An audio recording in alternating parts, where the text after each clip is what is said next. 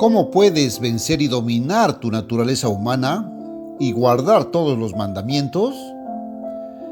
Siento que debo tener una conversación sincera con mi familia de lectores y compañeros de trabajo, compartiendo con ustedes los pensamientos que me vinieron a la mente. Se trata de lo más importante en la vida y la eternidad para ti, pero en ese momento estaba pensando en mí. Cada persona, sí, incluso tú, es su peor enemigo. Toda mi vida me he visto impulsado a luchar contra mi peor enemigo, ese yo interior problemático, que por naturaleza es desesperadamente malvado. No nací con un yo interior afable, sumiso y de voluntad débil. Si lo hubiera sido, probablemente nunca podría haber sido utilizado como instrumento de Dios para llevarle su mensaje. Mi madre, que vivió hasta bien entrada la década de los 90, dijo que yo era un niño de carácter muy fuerte, y aunque todavía era lo suficientemente joven como para estar bajo la disciplina de mis padres, les causé a ella y a mi padre un sinfín de problemas. Desde que llegué a la era de la autodisciplina, este mismo ser interno malvado y determinado me ha causado un sinfín de problemas. Y debo agregar que, dado que entregué ese yo a Dios, seguramente debió haber puesto a prueba su paciencia. Esto nos lleva al punto.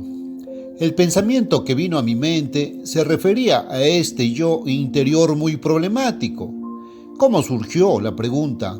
¿Puedo yo mismo llegar a ser finalmente salvo y heredar la vida eterna en el reino de Dios con una fuerza interna tan poderosa y aparentemente irresistible del mal que empuja constantemente hacia el otro lado?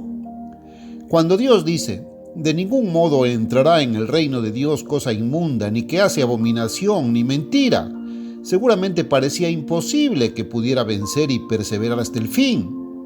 Pero en el mismo instante me vino a la mente la respuesta: Dios me salvará. Dios me salvará. No puedo salvarme.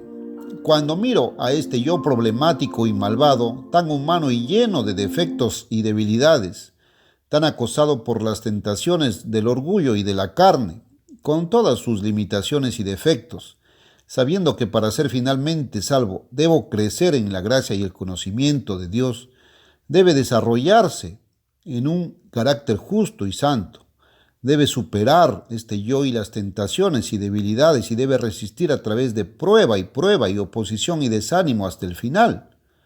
Bueno, cuando lo veo de esa manera parece completamente desesperante esperar ser alguna vez salvado. Y me pregunté, mientras este pensamiento pasaba por mi mente, ¿cuántos de mis lectores y compañeros de trabajo están tentados a verlo de esa misma manera? A sentir una sensación de futilidad e impotencia, tal vez a desanimarse y perder la fe. Esa es la palabra clave, fe. Nuestra situación no es desesperada en absoluto.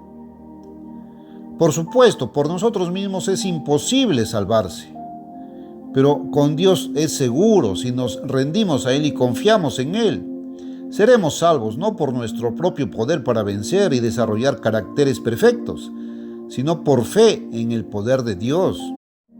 Pero aquí mismo es donde 999 de 1000 son engañados por las fábulas de este tiempo. Y cuando los ciegos guían a los ciegos, ambos caen en el hoyo.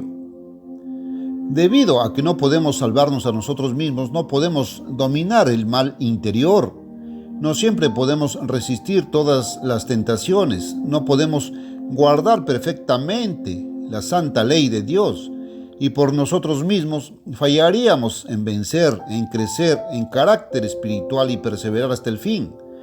Está saliendo la falsa enseñanza de que Jesús hizo estas cosas por nosotros, que no necesitamos hacerlas. Millones hoy creen que Dios nos imputa la justicia de Jesús, contándonos como justos cuando no lo somos. No podría haber una ilusión más condenatoria del diablo. No, Jesús no vivió una buena vida por ti, en tu lugar. No estás excusado de guardar los mandamientos. Vivir una vida santa y justa, vencer, crecer en carácter espiritual y resistir a pesar de toda oposición, persecución, tribulación y prueba hasta el final. Tú y yo debemos hacer estas cosas para ser salvos. Aquí está el gran misterio. Dado que debemos hacer estas cosas para ser salvos, pero somos absolutamente incapaces de hacerlas, es natural concluir que Dios envió a Jesús para hacerlo por nosotros y nos excusó de lograrlo, o desanimarnos y tener la tentación de renunciar. La verdadera respuesta es la clave para la salvación. No podemos salvarnos a nosotros mismos. Dios nos salvará. ¿Pero cómo? No salvándonos en nuestros pecados, no engañándose a sí mismo al considerarnos justos, imputándonos la justicia de Jesús, mientras permanecemos injustos, sino salvándonos de nuestros pecados, dándonos su propio espíritu. El Espíritu de Dios nos da su poder para vencer a estos egoístas, cascarrabias, su amor para cumplir su ley, su paz para evitar contiendas con los enemigos y el resentimiento y la amargura por las injusticias, su paciencia para soportar. No podemos salvarnos a nosotros mismos, Dios debe salvarnos, pero Él lo hace al cambiarnos a través de su poder sobrenatural divino que mora en nosotros, de lo que hemos sido a los caracteres santos y justos que Él desea hacer de nosotros. Él lo hace no solo perdonando los pecados pasados, sino también limpiándonos de pecar ahora y en el futuro. Dios no mira nuestra situación desesperada, nuestra naturaleza malvada, nuestras debilidades e incapacidades, y dice: pobres e indefensos humanos, ya que no pueden dominar y vencer su naturaleza malvada, guardar mi ley, soportar pruebas y tentación y crecer en caracteres santos, seré misericordioso y haré que mi Hijo lo haga por ellos y los salve tal como están en todos sus pecados. En cambio, Dios, que conoce todas nuestras debilidades, que conoce y comprende esta naturaleza humana en cada uno de nosotros, envió a su Hijo al mundo para proclamarnos su mensaje de que debemos rendirnos al gobierno de Dios sobre nuestras vidas, que debemos arrepentirnos y apartarnos de la suciedad de la carne y el orgullo de la mente y el corazón. Envió a su Hijo al mundo para ser tentado en todo según nuestra semejanza, humano como somos, para probar que un ser humano puede, con la ayuda del Espíritu de Dios, vivir sin pecado, para darnos ejemplo de que debemos seguir sus pasos y vivir también sin pecar. Envió a su Hijo al mundo para morir por nosotros, no viviendo una buena vida en nuestro lugar, sino pagando la pena de nuestros pecados pasados en nuestro lugar, para que podamos ser reconciliados con Dios, para que podamos recibir su Espíritu, ser engendrados nosotros como sus hijos, para que Dios a través del poder de su Espíritu pueda cambiarnos de pecadores mortales a inmortales, santos hijos de Dios.